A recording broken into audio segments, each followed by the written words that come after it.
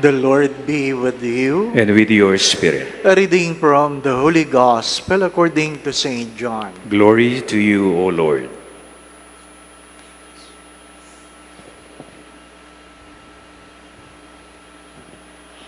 John the Baptist saw Jesus coming toward him and said, "Behold, the Lamb of God, who takes away the sins of the world.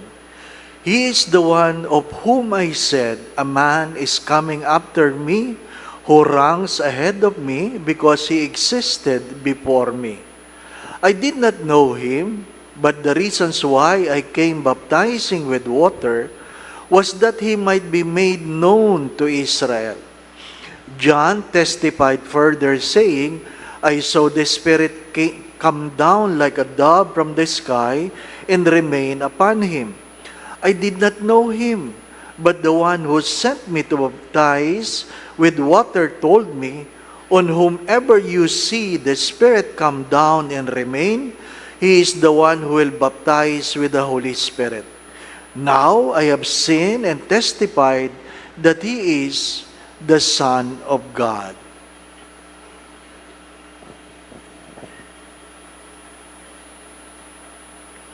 The Gospel of the Lord. Praise to you, Lord Jesus Christ.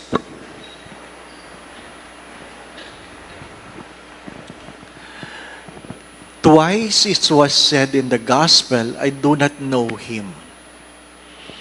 It's ironic because John the Baptist is the first cousin of Jesus.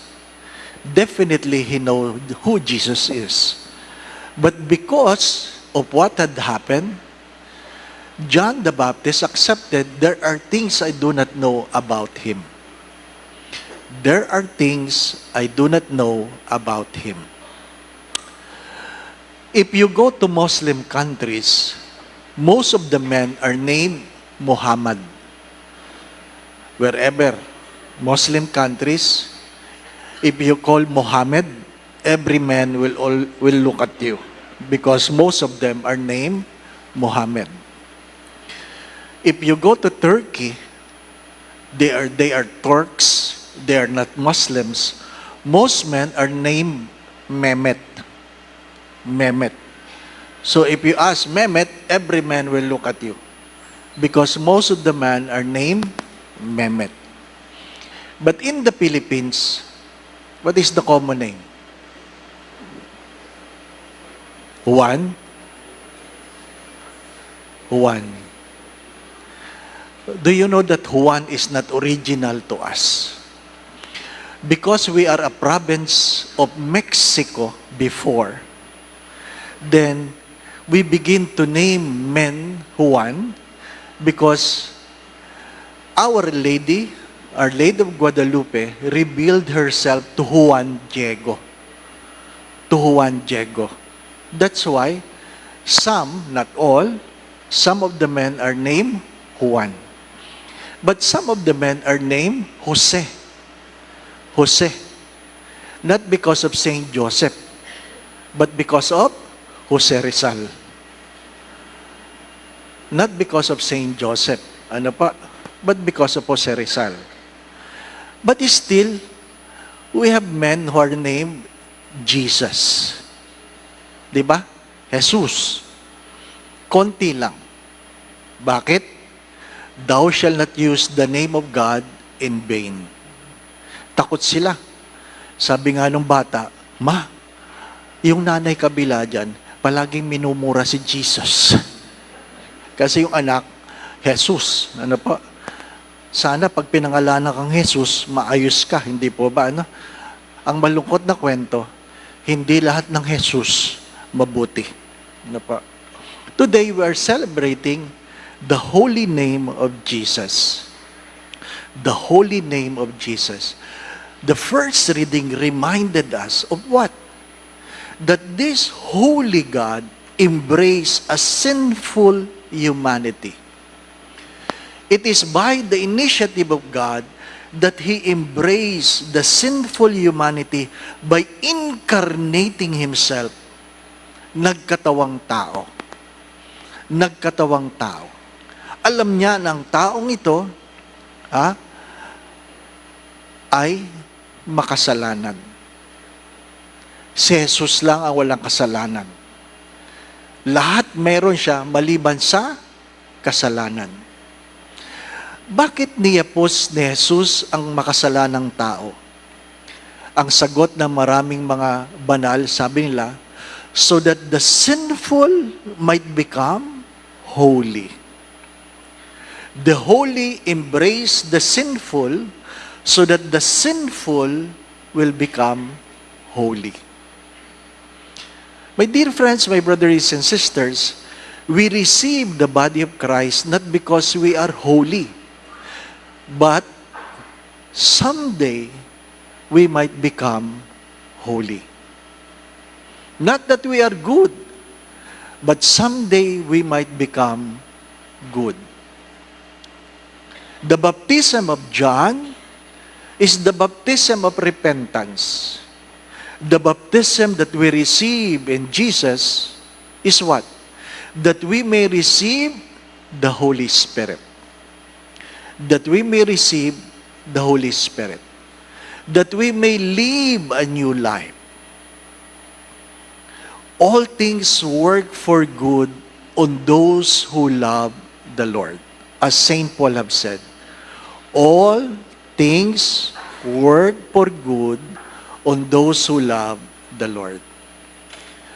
Good things will work only, only for those who love the Lord.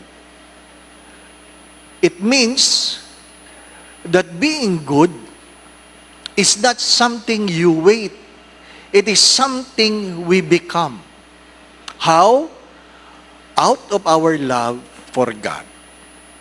Out of our love for God. Saint Ignatius of Loyola have said this. To avoid sin, you do two things. To avoid sin, you do two things. First, you avoid occasions that can lead you to sin. You will never avoid sin by putting yourselves in the occasion. Hindi mo pwedeng, ako, Father, titigil na ako paninigarilyo. Pero yung daliri mo, may hawak na sigarilyo. Hindi pa ba? To avoid smoking is to avoid the occasions. Hindi mo pwedeng, titigil na talaga ako pag-iinom.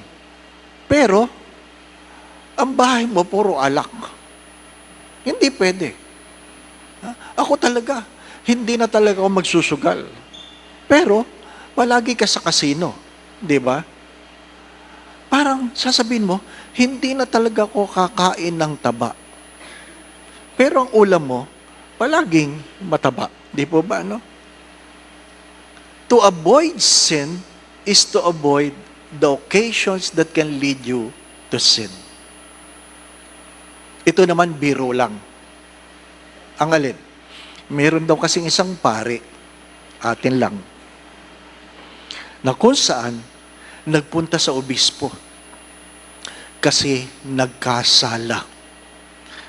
Sabi niya, Bishop, pagkatapos kong magmisa, pinuntahan ako ng magandang babae sa sakristi. Anong ginawa mo? Iniwan ko. Nagpunta ako sa kumbento.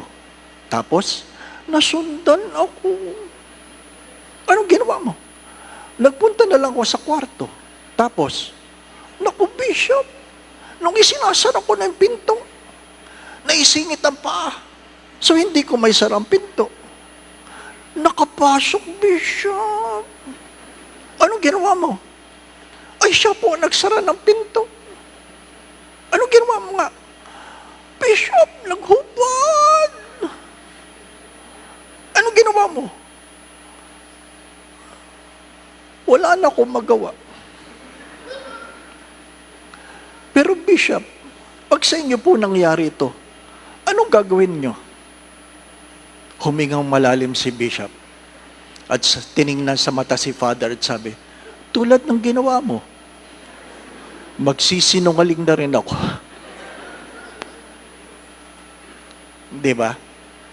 You can never run away from sin if you justify your sinfulness. What makes sin more evil is when we try to justify our sins. Second, you increase your love for God. You increase your love for God. Because if you love God more than anything else, then you will despise anything that will hurt God. My dear friends, my brothers and sisters, all things work for good on those who love the Lord. Love is not something passive. It is not an emotion. It is not a description of God. It is not a character of God. Love is the other name of God. If you want to keep the name of God holy, then the first reading says, avoid sin. Avoid sin. By loving God more, by avoiding the occasions that can lead you to sin. Amen. Going to what I've said, the name of Jesus is holy. And that holy name is coming to us, has come to us, so that someday we might become holy. We might become holy. How? By loving God. Love God. How do we love God? We avoid occasions that lead us to sin or increase our love for Him. My dear friends, my brothers and sisters, do not forget this. We are doing this not because we are good, but because God is good to us. Amen. The Lord be with you. And with your spirit. And may Almighty God bless you and your family, the Father, the Son, and the Holy Spirit. Amen. Go now in peace to love and serve the Lord. Thanks be to God.